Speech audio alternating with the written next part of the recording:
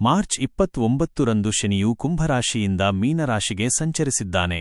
ಶನಿಯ ಈ ಬದಲಾವಣೆಯಿಂದ ಕೆಲವು ರಾಶಿಗಳಿಗೆ ಅನುಕೂಲವಾಗಿದ್ದರೆ ಕೆಲವು ರಾಶಿಗಳಿಗೆ ಕಷ್ಟಗಳು ಹೆಚ್ಚಾಗಿವೆ. ಜ್ಯೋತಿಷ್ಯಶಾಸ್ತ್ರದ ಪ್ರಕಾರ 5 ರಾಶಿಚಕ್ರ ಚಿಹ್ನೆಗಳ ಜನರಿಗೆ ದುಃಖದ ದಿನಗಳು ಪ್ರಾರಂಭವಾಗಿವೆ. ಶನಿಯು ಕುಂಭರಾಶಿಯಿಂದ ಮೀನರಾಶಿಗೆ ಪ್ರವೇಶಿಸಿದ್ದಾನೆ. ಮೀನರಾಶಿಗೆ ಪ್ರವೇಶಿಸಿದ ತಕ್ಷಣ ಸಾಡೆ ಸಾತಿ ಮತ್ತು ದಯ್ಯಾಗಳ ಪರಿಣಾಮಗಳು ಕೆಲವು ರಾಶಿಚಕ್ರ ಚಿಹ್ನೆಗಳ ಮೇಲೆ ಪ್ರಾರಂಭವಾಗಿವೆ. ಇದು ತುಂಬಾ ನೋವಿನಿಂದ ಕೂಡಿದೆ ಎಂದು ಪರಿಗಣಿಸಲಾಗಿದೆ. ಮುಂದಿನ 2.5 ವರ್ಷಗಳ ಕಾಲ ಈ ಕೆಳಗಿನ ರಾಶಿಚಕ್ರ ಚಿಹ್ನೆಗಳು ತೊಂದರೆಗಳನ್ನು ಎದುರಿಸಬಹುದು. ಮೇಷರಾಶಿ. ಈಗಾಗಲೇ ಸಾಡೆ ಸಾತಿಯ ಮೊದಲ ಹಂತ ಪ್ರಾರಂಭವಾಗಿದೆ. ಇದು ತುಂಬಾ ನೋವಿನಿಂದ ಕೂಡಿದೆ. ವ್ಯವಹಾರದಲ್ಲಿ ಅಡೆತಡೆಗಳು ಉಂಟಾಗುತ್ತವೆ. ಕೆಲಸದಲ್ಲಿ ಸಮಸ್ಯೆಗಳಿರಬಹುದು. ನಿಮ್ಮ ಸ್ವಂತ ಜನರೇ ನಿಮ್ಮನ್ನು ವಿರೋಧಿಸುತ್ತಾರೆ.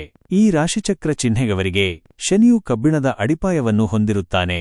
ಇದು ಬಹಳಷ್ಟು ದೈಹಿಕ ನೋವನ್ನು ಉಂಟುಮಾಡಬಹುದು. ಸಿಂಹರಾಶಿ. ಈ ರಾಶಿಯವರ ಮೇಲೆ ಶನಿಯ ಪ್ರಭಾವ ಶುರುವಾಗಿದೆ. ಇದರೊಂದಿಗೆ ಶನಿಯು ಕಬ್ಬಿಣದ ಸ್ಥಾನದಲ್ಲಿರುತ್ತಾನೆ. ಇದು ತಾಯಿಗೆ ತೊಂದರೆ ಉಂಟುಮಾಡಬಹುದು. ನೀವು ಅನಾರೋಗ್ಯ ಅಥವಾ ಗಾಯದಿಂದಲೂ ತೊಂದರೆಗೊಳಗಾಗುತ್ತೀರಿ. ವಿಪರೀತ ಇರುತ್ತದೆ. ಶತ್ರುಗಳು ಮೇಲುಗೈ ಸಾಧಿಸುವರು. ಆರ್ಥಿಕ ನಷ್ಟ ಉಂಟಾಗಬಹುದು. ಧನುರಾಶಿ. ಈ ರಾಶಿಯವರ ಮೇಲೂ ಶನಿಯ ಪ್ರಭಾವ ಶುರುವಾಗಿದೆ. ಇದು ಹಲವು ವಿಧಗಳಲ್ಲಿ ನೋವಿನಿಂದ ಕೂಡಿದೆ. ಮಾನಸಿಕ ಒತ್ತಡ ಇರುತ್ತದೆ. ಮನೆಯಲ್ಲಿ ಜಗಳಗಳು ಶುರುವಾಗಿವೆ. ಹಣವು ನೀರಿನಂತೆ ಖರ್ಚಾಗುತ್ತದೆ. ಶನಿಯ ಕಬ್ಬಿಣದ ಅಂಶವು ಆರೋಗ್ಯ ಸಮಸ್ಯೆಗಳನ್ನು ಉಂಟುಮಾಡಬಹುದು. ಕುಂಭರಾಶಿ.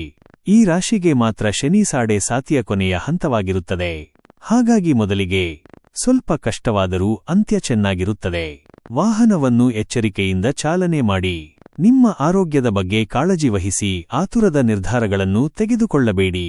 ಮೀನರಾಶಿ. ಈ ರಾಶಿಯವರಿಗೆ ಕೂಡ ಸಾಡೆ ಸಾತಿಯ 2ನೇ ಹಂತದಲ್ಲಿರುತ್ತಾರೆ. ಇದು ಅತ್ಯಂತ ನೋವಿನಿಂದ ಕೂಡಿರಬಹುದು. ಇದರೊಂದಿಗೆ ಶನಿಯು ಮೀನರಾಶಿಯಲ್ಲಿದ್ದು ರಾಹುವಿನೊಂದಿಗೆ ಮೈತ್ರಿ ಮಾಡಿಕೊಳ್ಳುತ್ತಿದ್ದಾನೆ ಮತ್ತು ರಾಕ್ಷಸ ಯೋಗವೂ ಇದೆ. ಈ ಯೋಗವು ತುಂಬಾ ನೋವಿನಿಂದ ಕೂಡಿದೆ. ದೈಹಿಕ ಮತ್ತು ಮಾನಸಿಕ ತೊಂದರೆಗಳನ್ನು ಉಂಟುಮಾಡುತ್ತದೆ. ನಿಮ್ಮ ವೃತ್ತಿಜೀವನದಲ್ಲಿ ಅಡೆತಡೆಗಳು ಎದುರಾಗಬಹುದು.